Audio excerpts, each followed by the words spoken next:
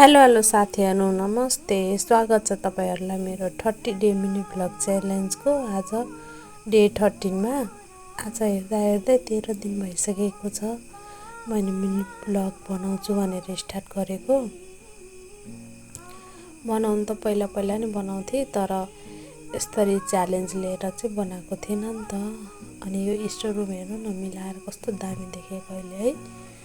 अनि आज दाल दल्नु थियो नि त, त्यो दाल दल्न गएको। मलाई आउँदैन, दिदी सिकाइदिनु भनेको। दिदी मलाई सिकाउँदिनु हुन्छ, यसरी फोन पनि घुमाउने हो, के गर्नुपर्छ र तिमीले भनेर सिकाइदिनु भयो। अनि त्यसपछि मैले दल्न थालेँ यसरी।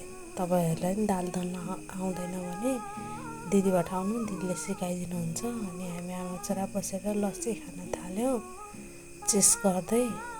छोरोले मिठो छ यो हालेको बनाएको भनेर भन्दै थियो तर मैले एड गरिनँ भन्दै चाहिँ होइन त्यहाँ त्यसले भनेको त्यो केरा दुध अनि हर्लिक्स हालेको भनेर। अनि त्यसपछि बाबुलाई खाना खुवाएर रातिको। आज चाहिँ मिनी भ्लग मैले धेरै बनाएन। अनि खानामा चाहिँ माछा थियो कि दिदीले माछा दिनुभएको थियो। अनि त्यही माछा बाबुलाई खुवाउँदैछु। माछा खाने भने आफै खान थालिरहेको थियो कि, त्यही भएर मैले खानु हुँदैन, काँडा हुन्छ, म काँडा निकालिदिन्छु भनेको।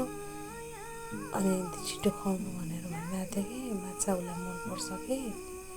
अनि छिटो खुवाउनु भनेको थियो। खाना पनि यति खाइरहेको थियो, माछा मात्रै खाइरहेको थियो कि जबरजस्ती खाना पनि खुवाएँ।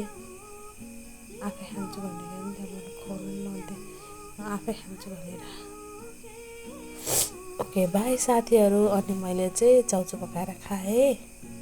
Okay by.